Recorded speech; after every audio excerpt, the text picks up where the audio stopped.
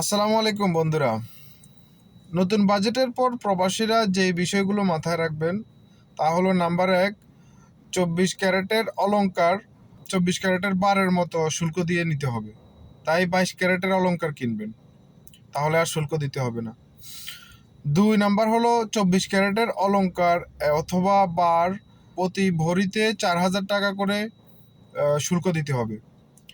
সর্বোচ্চ ১৭০ গ্রাম অথবা ১০ ভরি।